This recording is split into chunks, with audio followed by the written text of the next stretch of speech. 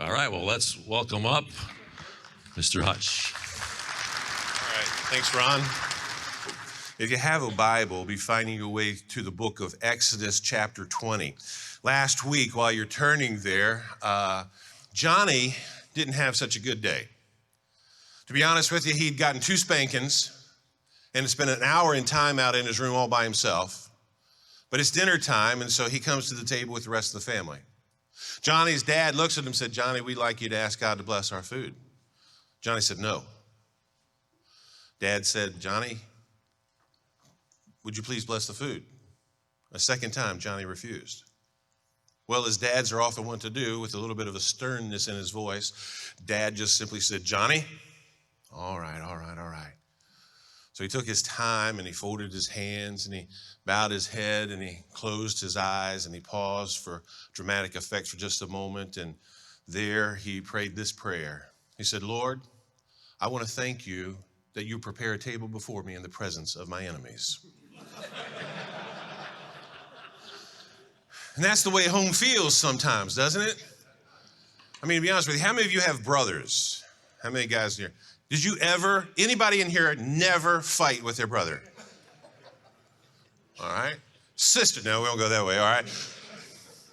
Well, today we come to commandment number 5 in our study we've entitled Carved in Stone. We're working our way through Exodus chapter 20 and the teaching there that Moses has for us. We've already looked at commandment number 1 where God says, love me supremely.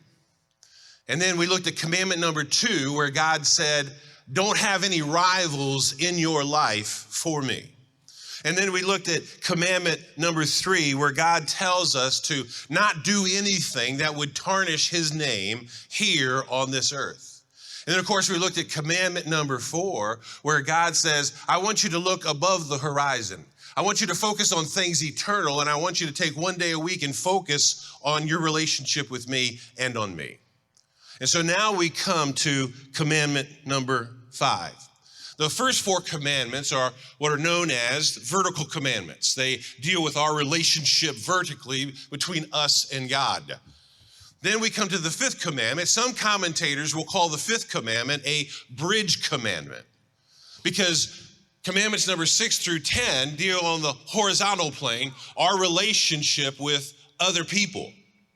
And so it is in commandment number 5 that God teaches us how to relate, how to love, and get along with others and with him. So that's why it's called a bridge commandment sometimes by others. It's where God teaches us to love him and to get along with others. The bottom line is this: if you are ever going to learn to love God, to honor God, and to obey God, the place that you learn it is in the home. That's where God teaches us, by putting us into a family. Exodus chapter 20 and verse 12. Honor your father and your mother, that your days may be long in the land that the Lord your God is giving you. There's a 16-year-old son who went to his dad one day, and he'd gotten his license, hadn't had it too long, and said, "Dad, I need to use the car." His dad looked at him and said, "Well, son, there's a couple of things that got to happen first. Number 1, you got to get your grades up before you can use the car. And number 2, you need to get a haircut." So several weeks later, the son comes back. He worked really hard. He'd gotten his grades up, and he came back and said, "Dad, I really need to use the car. Can I use the car?" You asked me to get my grades up, and I did what you said. I got my grades up. He said, "Well, that's great, son, but talk to me for a second about your hair. You were supposed to get your hair cut, and you didn't do it." He said, "Well, Dad, I'm glad you brought that up because at your encouragement, I have really been studying in my Bible. And I found that Moses and Samson and Jesus all had long hair. And before he could even finish the statement, without skipping a beat, his dad said, and they walked everywhere they went." Now, if you and I are going to really understand what commandment number 3 is all about, we have to ask ourselves some questions. And so we got 3 questions we want to ask today. So take out your bifold, take out your pen, paper, lipstick, mascara, whatever it is you brought with you, because you're going to write some of this, you're going to want to write some of this stuff down as we go through this study together today. Question number 1. What does the Bible mean when it says, honor your father and your mother? Question number 1, what does the Bible really mean when it says to honor your father and your mother? Well, in the Hebrew, the word that is translated for us honor literally means heavy or weighty. And in this context, what God is saying to us is this: you and I are to have a heavy or weighty love for, appreciation for, respect for our parents. We are to esteem our parents. To honor our parents means that we revere them, that we respect them, that we cherish them. And it's not so much a function of who they are or how they do it. It's really about their position. They are our parents. Now, practically speaking, we have to ask the question is, how does that affect us in our everyday life? And the answer to that question depends. It depends on, are you talking about children and teenagers, or are you talking about grown adults? When you were young, as a child or a teenager, honoring our parents means that we obey their instructions. We heed what they say. We submit to their authority. Case in point, look at scriptures, if you will, there in your bifold. Ephesians 6, verse 1, the Apostle Paul, writing to the church at Ephesus, says this: children, obey your parents in the Lord, for this is right. Honor your father and your mother. And then we turn the page a little bit in the scriptures. We get over to the book of Colossians. And again, the Apostle Paul, under the inspiration of the Spirit of the living God, is writing to the church at Colossae, chapter 3, verse 20. He says, children, obey your parents in everything, for this pleases the Lord. Now, you and I have to understand something, and I want you to write this down on your notes. God is a God of authority. God is a God of authority. 1 Corinthians chapter 14, verse 33. The Bible says, for God is not a God of confusion, but of peace. In that same chapter, a little farther down, 1 Corinthians chapter 14, verse 40, the Bible says, but all things should be done decently and in order. And for that to happen, God knew we had to have an understanding of authority in this universe. God began to show us and to unfold for us this principle even in the Godhead. There is authority in the Godhead. Did you know that Jesus is under the authority of the Heavenly Father? You say, Hutch, what are you talking about? Well, let's let Jesus explain it for us. Jesus said, John 6 and verse 38, for I have come down from heaven not to do my own will, but the will of him who sent me. Notice next what Jesus said, John 12, verse 49, for I have not spoken on my own, what? Authority.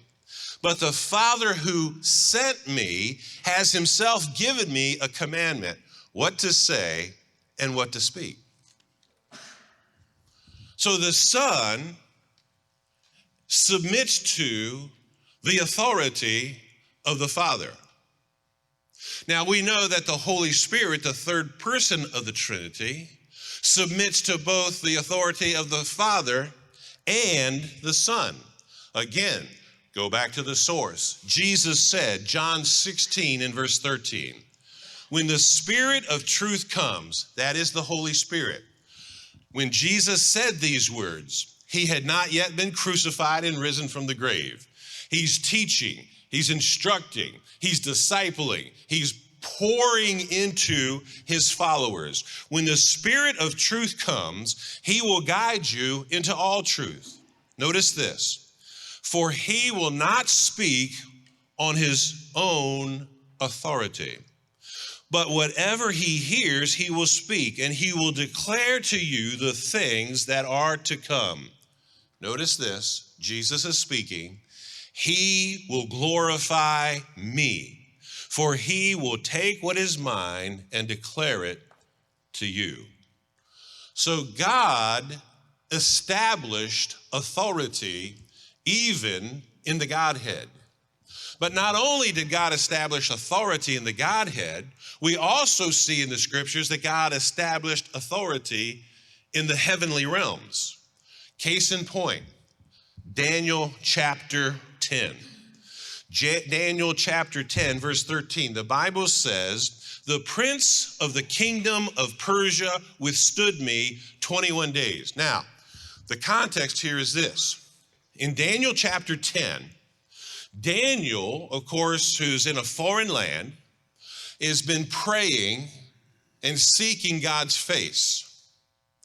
As you read the earlier part of Daniel chapter 10, as soon as Daniel began to pray, God dispatched an angel to deliver the answer to Daniel. However, that angel on his way to deliver God's message to Daniel was stood up by this prince of Persia, or a demonic angel, one of the fallen angels. And so there is a spiritual wrestling match happening in the heavenly realm. Get the picture? Then this text goes on, but, and that's a beautiful word, isn't it? But Michael. Michael is one of those rare archangels we see in the scriptures who is giving a specific name. But Michael, one of the chief princes or angels, came to help me, for I was left there with the king of Persia. So what's happening here is this. God dispatches an angel in response to Daniel's prayer to bring the answer to Daniel. There is a demonic angel who steps in to fight against God's angel, and a spiritual battle is taking place that lasts 21 days. 3 full weeks, this battle is raging in the unseen heavenly realm. And then God says, enough is enough, and he sends a higher authority archangel, Michael, to come into and to help the original angel to deliver the message. So God has established authority. We've already seen it in the Godhead. We've seen it in the spiritual realm. But know this. Remember, God has got authority. God has established authority not just in the Godhead, not just in the spiritual realm, but he's established authority here on earth. He's established authority in human government. He established authority in the workplace. He established authority in our churches. And first and foremost, he has established authority in the home, the family.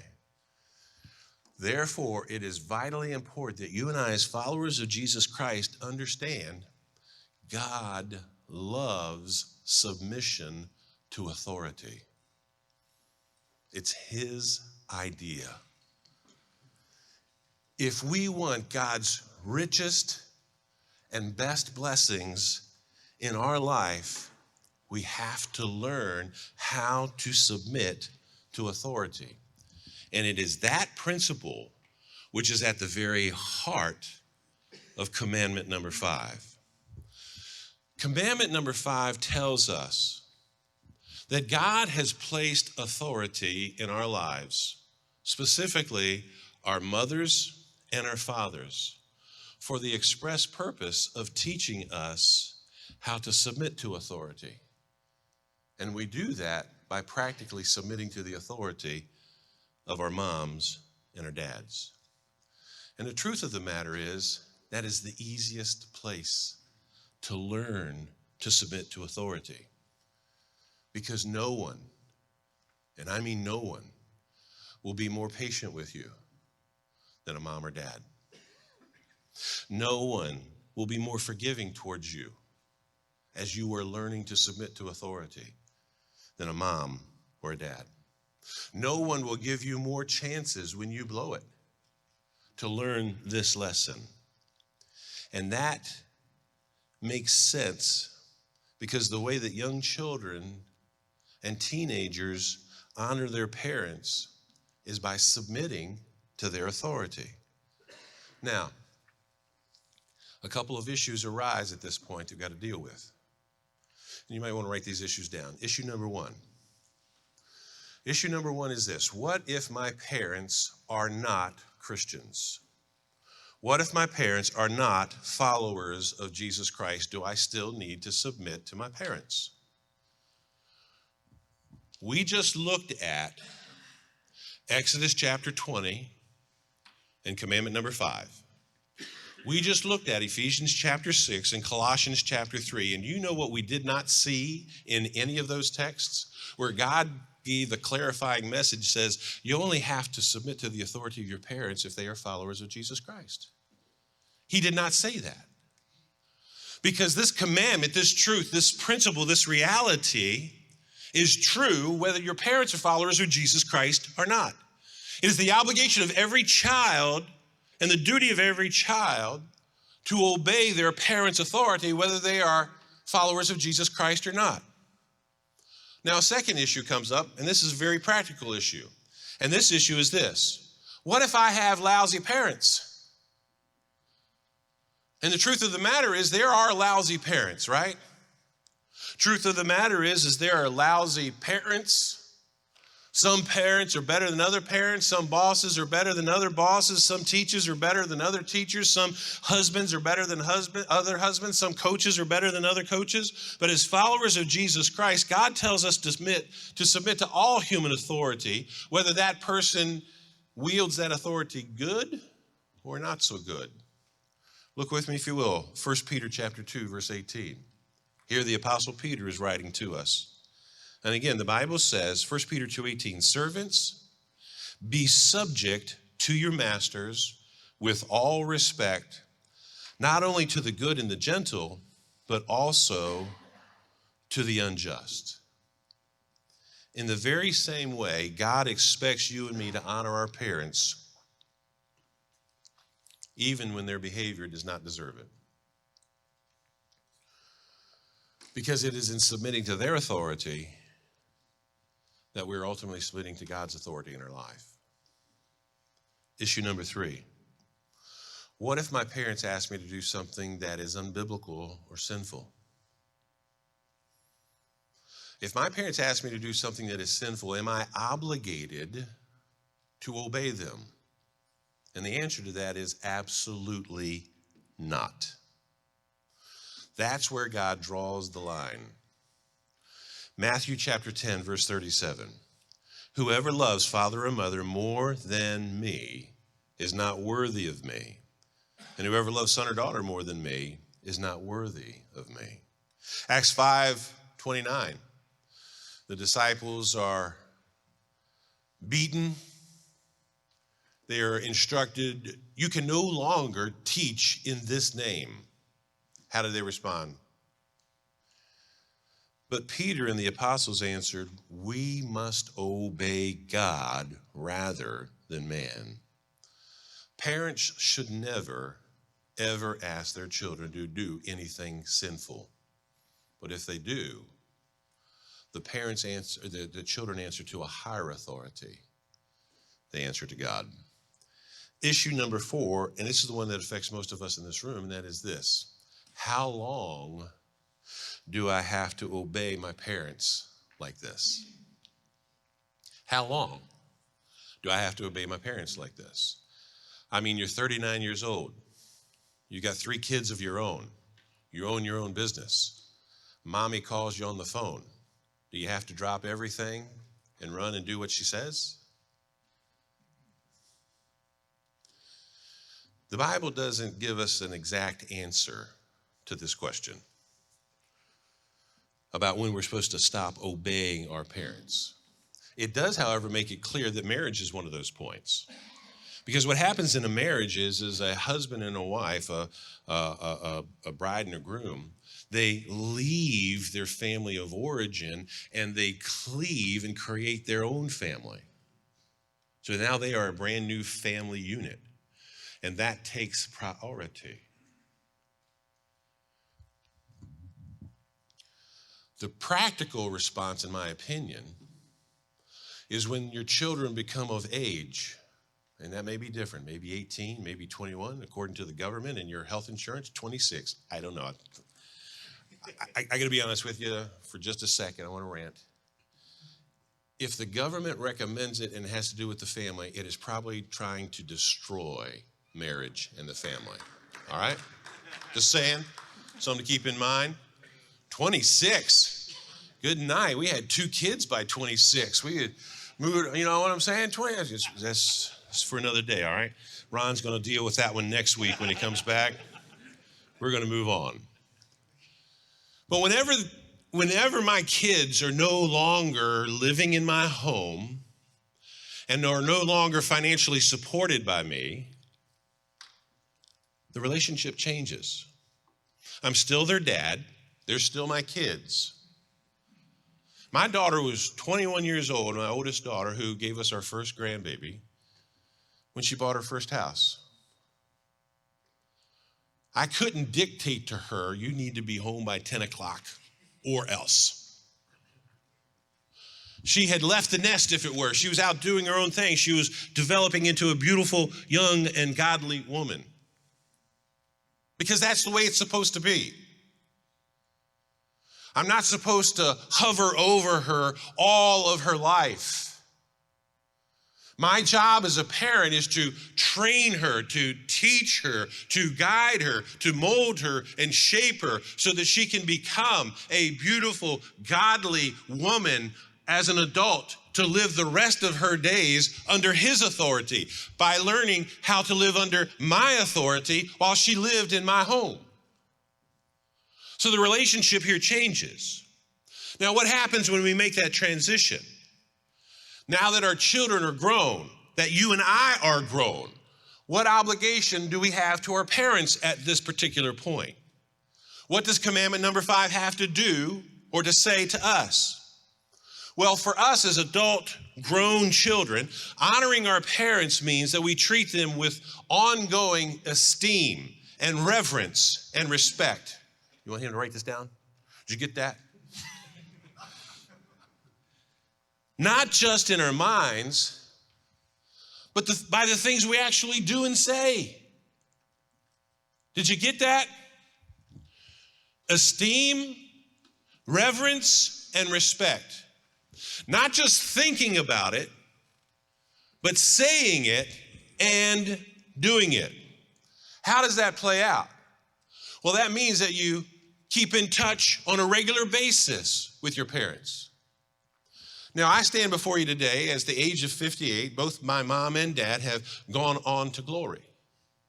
But I can tell you that while they lived on this earth, I was married before we had kids and then after we had kids. And we moved all over the country to serve in various ministry opportunities. Barely ever did a week go by that I did not call home and speak to my mom and or my dad. That's one of the ways that we show respect, is by staying in contact on a regular basis. We honor our parents by making sure the grandkids have lots of time. Oh, and by the way, if it's at all possible, we're not talking about FaceTime. We're talking about face-to-face time. You know what I'm saying? And we live in a world today where we get married and the company moves us and we go all over the country. Then you do the next best thing. You ought to at least do FaceTime. You ought to at least do some kind of contact where grandma and grandpa see the kids and the kids know who they are. What a tragedy it would be for my kids to walk down the street and their grandmother or grandfather passing by and them not even be able to recognize who they are. So part of the way that I show respect is by making sure the grandkids have plenty of time with them. Part of the way that we show honor and respect to our parents is as they're aging, we step in and we start to assist them to take care of the needs that they no longer can take care of themselves.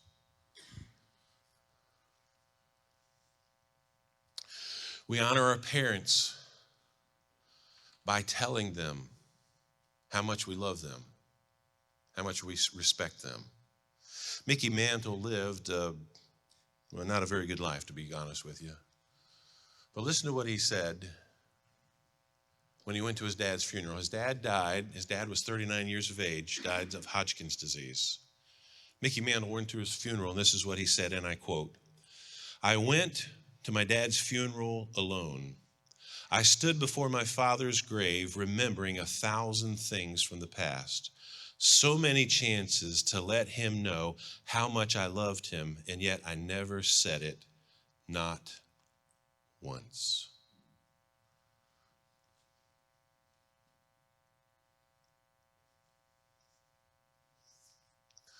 Part of what it means to honor your parents as an adult is to say the words, "I love you, thank you, I respect you," while they're alive and can still hear it. I told you there's 3 questions. We're getting to number 2, and I'm sorry for the delay. We're going to move as fast as we can, all right? Question number 2. Why should I do this? Why should I do this? Reason number 1 is because in most cases they deserve it. Think about this with me, guys. This might be a no-brainer for some of us, but without your mom and dad, you would not exist. You realize that, right? It was your mom and dad who kept you from drinking Drano. It was your mom and dad who kept you from swallowing marbles. It was your mom and dad who kept you from running through the house with a pair of scissors, and we all know how that ends, right? Not only did they give you life, but they gave you rules that in this life would protect you. They were there for you. They got up in the middle of the night to care for you when you were sick. They bought you basketball goals and football equipment and baseball gloves, and they took you to their practices, and they bought you guitars and pianos and drums and went to your recitals. You honor them because they deserve it. Now, maybe you're here today and you say, well, wait a second, my parents never did any of that for me. Well, we got some reasons for you too. Reason number 2 is because God commands it. Ephesians 6 and verse 1. Because God commands. Reason number 3, because God says it is pleasing to him. Colossians 3, verse 20. God says, do it because it pleases me. Colossians 3:20. And then reason number 4 is because God rewards and blesses our lives if we do this. Look at Ephesians 6, 2 and 3. Honor your father and mother. This is the first commandment with a promise that it may go well with you and that you may live long in the land. You say, Hutch, how in the world can honoring my parents help me live long in the land? Well, again, God used your parents to come up with some really basic things so that you wouldn't kill yourself accidentally. We could all probably share some stories when we had either the idea or we started acting on a situation. I don't think I ever told you about my Evel Knievel story. We don't have time. Let's move on. Question number 3. What does this mean for me? Maybe you're like me, your parents are no longer here, and you're thinking to yourself, what in the world does commandment number 5 ever have to do with me? Well, I'm going to come back and answer that question for you right after we break to the table. So let's break, and we'll be back in just a few minutes.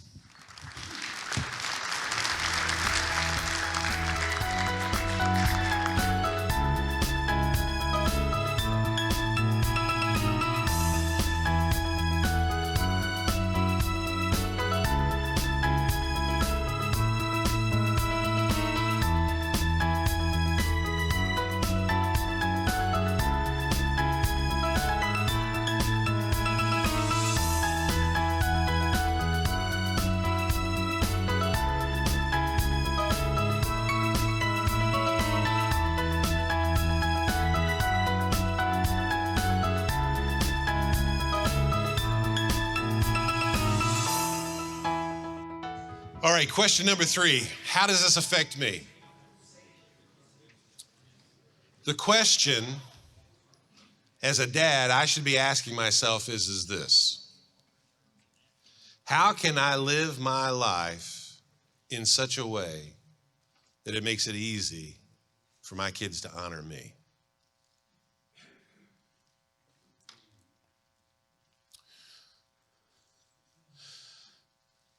God is concerned, Ephesians 6, Colossians 3, that we live in such a way that it makes it easier for our kids to honor us. I love this G. Campbell Morgan quote you see there in your bifold. It says, honorable parents are easier to honor. The opposite of that is true too, isn't it? The not so honorable parents are a whole lot harder to honor. Every day I should ask myself, how can I live in such a way as that it makes it easy for my kids and my grandkids to honor me? The way that I do that is as a man having a passionate, authentic relationship with Jesus Christ. Not just in church.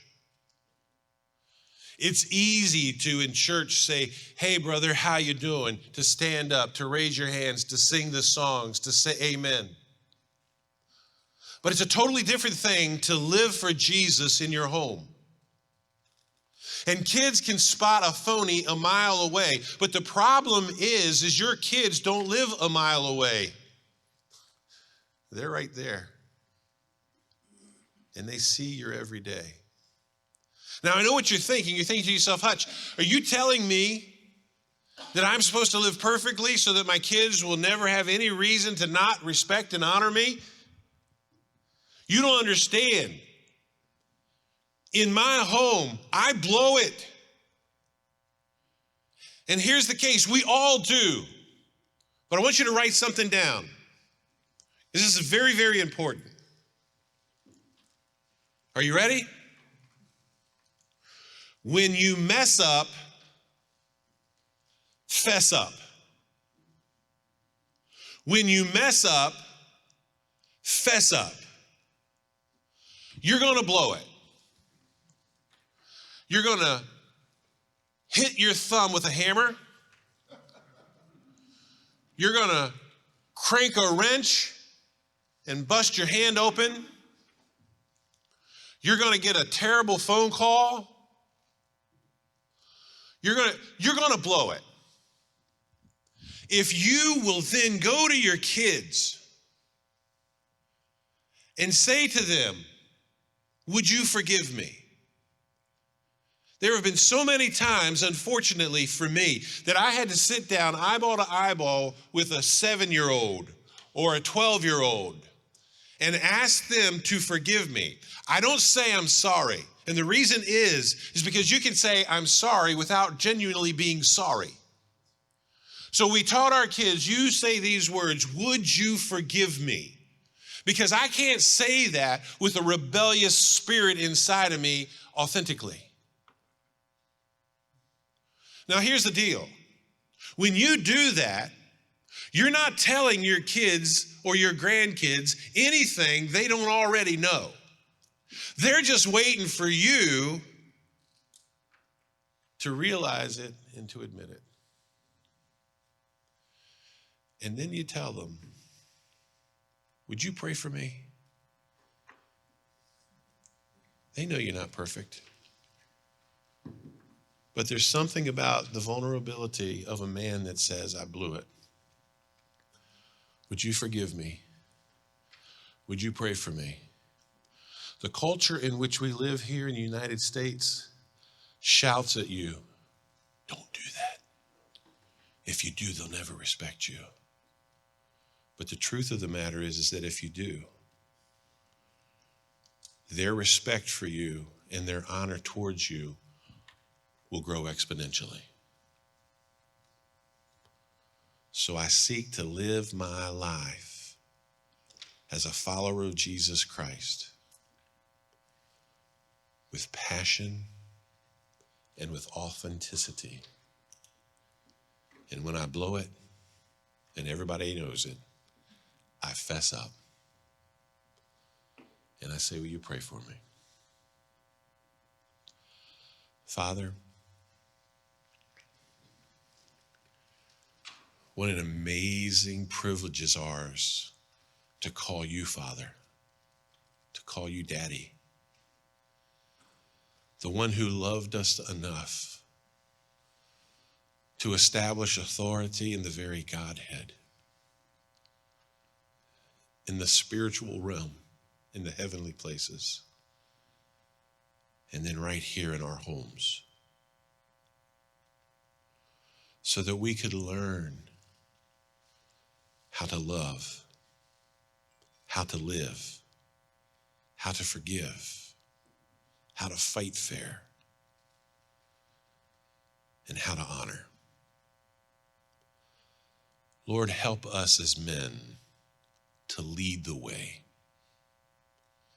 to fess up when we mess up,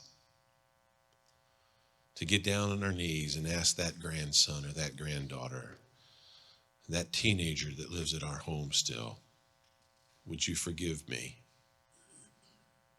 I blew it. And would you pray for me?